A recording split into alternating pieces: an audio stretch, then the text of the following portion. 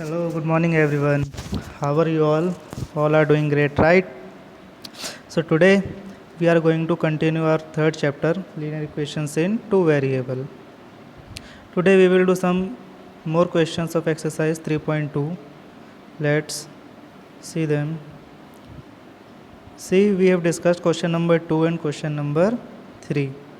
Right in detail that consistent कब होगा, inconsistent कब होगा, parallel, coincident, intersecting points, ये ठीक है, unique solution, infinite solutions, all type of solution हमने सब कुछ पढ़ लिया था. आज हम इसके कुछ क्वेश्चंस करेंगे. See question number 1. 10 students of class 10th took part in a mathematics quiz. एक मैथमेटिक्स क्विज हुई जिसके अंदर 10 स्टूडेंट्स ने पार्टिसिपेट किया. If the number of girls is 4 more than the number of boys. जो आपके नंबर ऑफ गर्ल्स हैं boys से कितनी ज़्यादा हैं बच्चों? 4 ज़्यादा हैं. Find the number of boys and girls who took part in the quiz. तो आप बताइए कि कितने बॉयज़ ने और कितनी गर्ल्स ने आपकी क्विज के अंदर पार्टिसिपेट किया. राइट, देखिए लेट हम सपोज़ कर लेते हैं, let number of girls, boys को कर लीजिए, number of boys equals to X. हमारे नंबर ऑफ बॉयज़ कितने हैं? X. And number of girls कितनी हैं? वाई. राइट, एक को हमने एक्स ले लिया एंड एक को हमने वाई ले लिया. उसके बाद उन्होंने बोला कि टोटल स्टूडेंट्स हमारे पास 10 हैं. मीन्स इन दोनों का सम कितना होगा बच्चों? 10. X plus Y equals to 10. Then he is saying number of girls is 4 more. जो नंबर ऑफ गर्ल्स हैं वो बॉयज़ से कितनी ज़्यादा हैं? 4 ज़्यादा हैं. Means Y minus X equals to कितना होगा? 4. क्योंकि 4 ज़्यादा हैं तो दोनों का डिफरेंस कितना होगा? 4. तो हमारे पास दो इक्वेशंस आ गई, एक ये और एक ये. अब हम इन दोनों इक्वेशंस को इजीली सॉल्व कर सकते हैं. हमने बहुत सारे मेथड्स पढ़े हैं. एलिमिनेशन मेथड पढ़ा है, सब्स्टिट्यूशन मेथड पढ़ा है, cross multiplication method and graphical method. 4 methods पढ़े हैं. आप किसी भी मेथड से इसे सॉल्व कर सकते हो. But because board has cancelled the method cross multiplication from this year, cross multiplication method को हटा दिया गया है तो आप उसे यूज़ नहीं करेंगे. बाकी 3 मेथड्स में से कोई भी मेथड यूज़ करके इन्हें सॉल्व कर लेंगे. राइट, चलिए now see second question. 5 pencils and 7 pens together cost 50 rupees. आपके पास 5 पेंसिल हैं, 7 पेन्स हैं और दोनों की कॉस्ट कितनी है? 50 rupees. Whereas 7 pencils and 5 pens together cost 46 rupees. अगर हम 7 पेंसिल लें और 5 पेन लें तब उनकी कॉस्ट कितनी बनती है? 46. Find the cost of 1 pencil and 1 pen. तो आपको 1 पेंसिल और 1 पेन की कॉस्ट बतानी है. Again let cost of 1 pencil, एक पेंसिल की कॉस्ट कितनी ले लीजिए? एक्स. और एक पेन की कॉस्ट वाई. एक पेंसिल की कॉस्ट हमारी कितनी है? एक्स. और दूसरे पेन की कॉस्ट हमारी कितनी है बच्चों? वाई. अब सुनिए, बहुत ही ईजी होएगी क्वेश्चन. 5 पेंसिल बोला है, एक पेंसिल की कॉस्ट है एक्स, तो 5 पेंसिल की कितनी होगी? 5x. राइट. देन 7 पेन्स, एक पेन आपका वाई रुपीज़ है तो 7 पेन्स कितने के होंगे? 7y. एंड टोटल कॉस्ट कितनी दी? 50 रुपीज़. एक इसके इक्वल होगा 50 rupees. Right.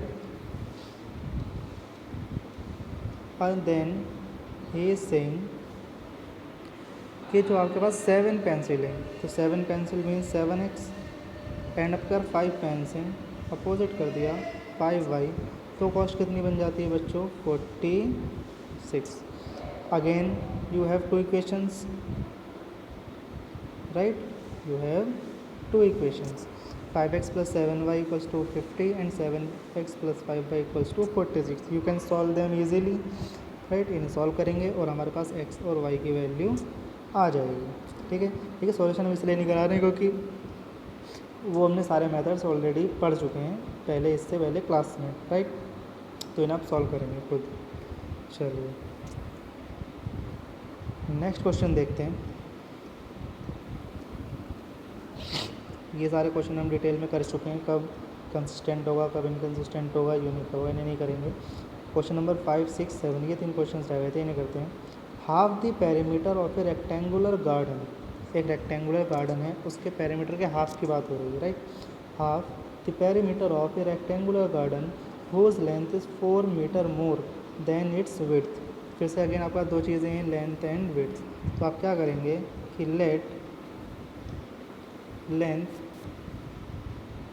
Equals to x and width equals to y. एक हमने एक्स लिया, दूसरा हमने वाई। उन्होंने क्या बोला कि जो लेंथ है 4 मोर है विड्थ से, जो लेंथ है वो आपकी विड्थ से कितनी ज़्यादा है, 4। मीन्स दोनों का डिफरेंस कितना होगा बच्चों, 4, राइट। ठीक है, फिर क्या बोला, आप पूरा पढ़ते हैं एक बार। Half the perimeter of a rectangular garden whose length is 4 metre more than its width is 36। तो 36 आपको क्या दिया बच्चों, हाफ द पेरीमीटर, पेरीमीटर का हाफ कितना दिया है आपको, 36। तो पेरीमीटर क्या होता है, 2x plus y, rectangular garden 12 plus b, right, equals to half perimeter कितना दिया बच्चों, 36, हाफ पेरीमीटर 36। तो पेरीमीटर कितना हो जाएगा, 72, राइट, 72।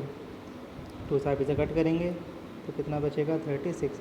तो दो इक्वेशन आ गई आपके पास, again x minus y equals to 4 and x plus Y equals to 36।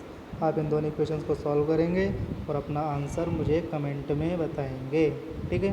चाहे आपका गलत आए चाहे सही आए, सभी बच्चे अपना आंसर कमेंट में बताएंगे सभी क्वेश्चंस का, ठीक है।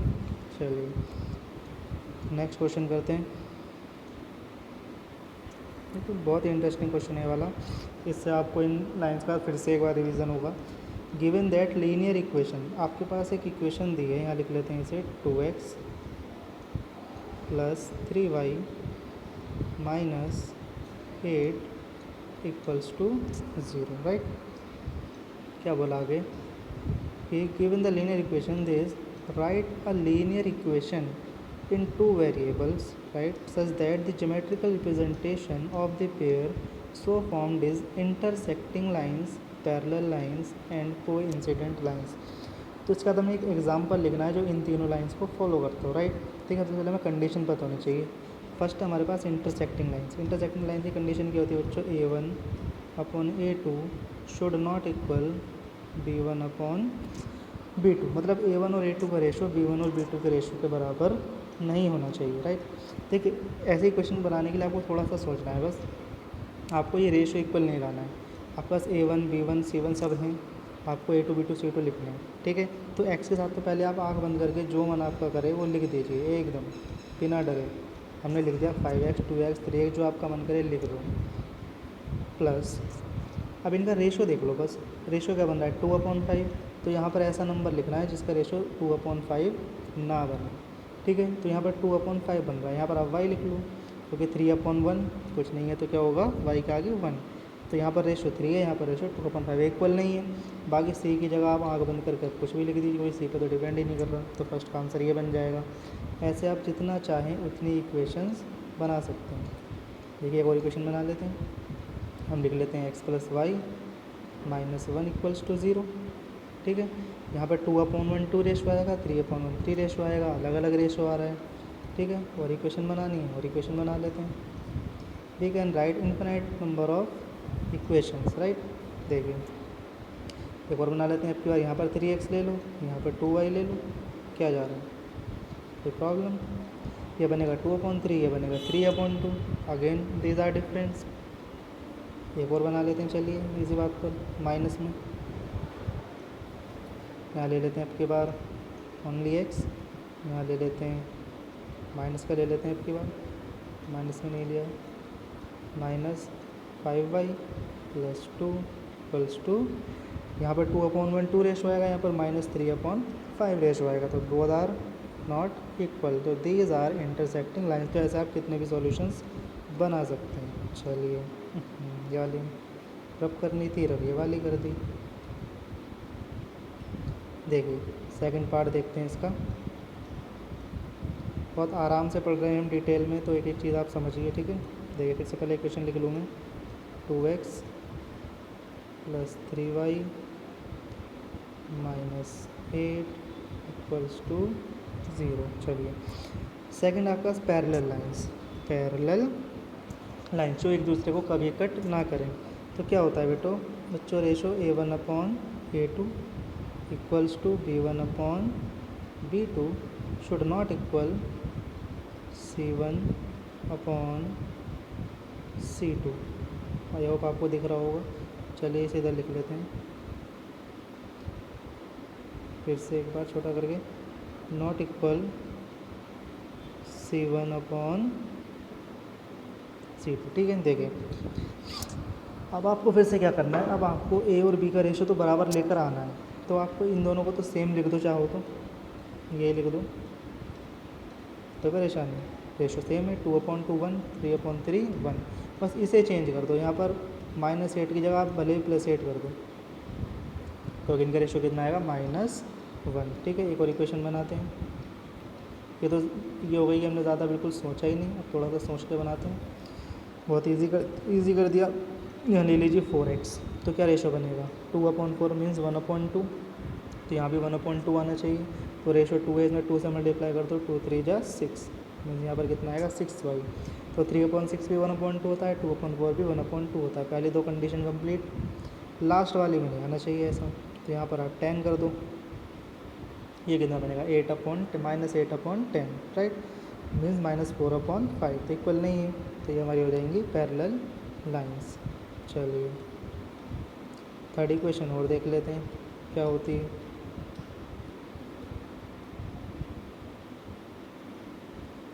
देखिए थर्ड में क्या कह रहे हैं बच्चों, coincident lines means infinite solutions. क्या होते हैं infinite solutions, A1/A2 equals to B1/B2 equals to C1/C2, right. तीनों के रेशो इक्वल होने चाहिए। देखो बहुत सब आसान नहीं होता बनाना, आप किसी भी नंबर से मल्टीप्लाई कर दीजिए इस इक्वेशन में। सपोज मैंने 2 से कर दिया, तो मेरा क्या बनेगा 2 2 जा 4x प्लस 2 3 जा 6y माइनस 2 8 जा 16 इक्वल्स टू 0। क्योंकि 2 से मल्टीप्लाई करें तो 1/2 1/2, यहाँ भी 1/2, यहाँ भी 1/2, यहाँ भी 1/2 ही रेशो आएगा। अब 1/2 की जगह 3 से मल्टीप्लाई कर दीजिए। ठीक है, देखिए एक बार 3 से करके देखते हैं क्या बनेगा। 3 2 जा गलत हो गया, 3 2 जा 6x प्लस 3 3 जा 9y माइनस 3 8 जा 24 इक्वल्स टू 0। तो 2/6 is 1/3, 3/9 is 1/3, -8/-24 is 1/3, right. All the ratios are equal, therefore we can say these are coincident lines, right. I hope it is clear to all of you. Let's go to the next question and last question of this class, right। देखिए this is also very important question, इसे पढ़ते हैं एक बार। Draw the graphs of the equations x minus y plus 1 equals to 0 and 3x plus 2y minus 12 equals to 0। पहले बस इतना पढ़ लीजिए, बाकी सारी बात भूल जाइए, सिर्फ इतना पढ़ना है हमें कि इन दोनों लाइंस का आपको ग्राफ बनाना है, राइट। तो आप सभी बच्चे बहुत इंटेलिजेंट हो ग्राफ बनाने के लिए। तो आपके पास क्या लाइन है, x minus y plus 1 equals to 0। इसके दो सॉल्यूशन में लिख देता हूँ डायरेक्ट, क्या बनेंगे देखिए। y की वैल्यू 0 रख दूँ तो x की -1 मीन्स -1 एंड 0, और x के 0 रख दूँ तो y की वैल्यू 1। तो दो सॉल्यूशन आ गए। दूसरी इक्वेशन आपके पास क्या है, 3x plus 2y minus 12 equals to 0। इसके दो सॉल्यूशन बनाते हैं। y की वैल्यू 0 रख दीजिए, 3 4 जा 12, तो x की वैल्यू कितनी आ जाएगी 4। अगर x की वैल्यू 0 रख दीजिए, 2 6 जा 12, तो y की कितनी आ जाएगी 6। तो दो सॉल्यूशन इसके बन गए, दो सॉल्यूशन इसके, ज़्यादा सॉल्यूशन हमें चाहिए नहीं। ग्राफ बनाने के लिए ईजिली इन्हें ग्राफ पेपर पर ड्रॉ कर लेंगे, जैसे हमने ग्राफिकल मेथड्स में पढ़ा है, राइट। अब इसके बाद सुनिए क्या करना है। अब देखिए आगे क्या बोला इन्होंने कि determine the coordinates of the vertices of the triangle formed by these lines and the x axis and shade the triangular region. देखिए क्या कह रहे हैं ये, इस हम ग्राफ बना लेते हैं एक बार रफली इधर, अभी फेयर भी करेंगे आपके लिए, पहले रफ देखते हैं। आपके पास फर्स्ट इक्वेशन है x minus y plus 1 equals to 0। उस इक्वेशन का ग्राफ इस तरीके से जाएगा, ठीक है। फिर आपके पास लाइन है 3x plus 2y minus 12 equals to 0, उसका ग्राफ कुछ इस तरीके से जाएगा, ठीक है। तो आपका एक ट्राइंगल बन गया। देखिए क्या क्या कह रहा है वो, determine the coordinate of the vertices of the triangle form by these lines and x axis. तो ये आपकी एक्स एक्सिस है, तो एक्स एक्सिस और ये तीनों लाइन मिलाकर ये वाला आपका ट्राइंगल ड्रॉ कर रहे हैं। देखिएगा आपको बिल्कुल क्लियर, ठीक है। ये वाला ट्राइंगल आपका बन रहा है। तो कोऑर्डिनेट्स कौन कौन से हैं, ये एक ये और एक ये तीन कोऑर्डिनेट्स आप ग्राफ पर इजीली देख सकते हैं, राइट। वैसे भी दिख जाएगा हमें। यहाँ पर जब ये वाली लाइन की एक्स की वैल्यू हमने 0 रखी थी तो क्या आया था -1, तो ये वाले कोऑर्डिनेट क्या बनेंगे, -1 एक्स की वैल्यू और वाई की 0। अब ये वाले लाइन में जब एक्स की वैल्यू 0 रखी थी हमने तो क्या बना था, 2 6 जा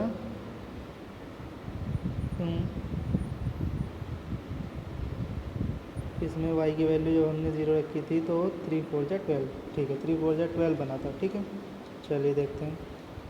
तो आपकी x की वैल्यू 4 एंड y की 0, तो दो कोऑर्डिनेट्स मिल गए। अब ये वाले कोऑर्डिनेट्स आपको निकालने हैं। आप इसे दो तरीके से निकाल सकते हैं। पहला मेथड, आप ग्राफ पर देखें, राइट। ग्राफ पर ऊपर को चलें, इधर को चलें, आपको दिख जाएगा कि ये कितना है और ये कितना है। दूसरा, ये इंटरसेक्टिंग पॉइंट्स है इन दोनों लाइन्स का, ये दोनों लाइन जा रही हैं, इनका इंटरसेक्टिंग पॉइंट ये है। तो दोनों लाइंस को आप सॉल्व करेंगे और ये वाली पॉइंट्स को फाइंड आउट कर लेंगे। देखिए इसका पेयर देख लेते हैं एक बार। देखिए ये इसका पेयर है, इसमें समझते हैं। देखिए सेम ग्राफ बना है, एक ग्राफ ये बनेगा आपका, एक ग्राफ आपका ये बनेगा, राइट। ये आपके पास आ गया -1,0, ये आपके पास आ गया 4,0। ये वाला पॉइंट आपका आएगा 2,3। ये तीनों पॉइंट्स आपसे पूछे हैं। आप इसे दो तरीके से निकाल सकते हैं, ग्राफ से पढ़ सकते हैं या फिर इन्हें सॉल्व कर सकते हैं, ठीक है। तो ये तीनों आपके कोऑर्डिनेट्स आपसे पूछे गए थे। बहुत इंपॉर्टेंट क्वेश्चन है, इसे करना practice. Okay, so this is all for today's class. I hope you all are understanding very, not so much but I think enough, right? So let's end this class and thank you very much for all of your support. Please like and subscribe the channel and video, right? and share भी करिए, ज़्यादा से ज़्यादा लोग इसे lockdown में देखें और अपनी क्या कहते हैं हेल्प ले सकें इससे, जो बच्चे पढ़ नहीं पा रहे हैं घर पर हैं। चलिए, thank you very much, bye everyone.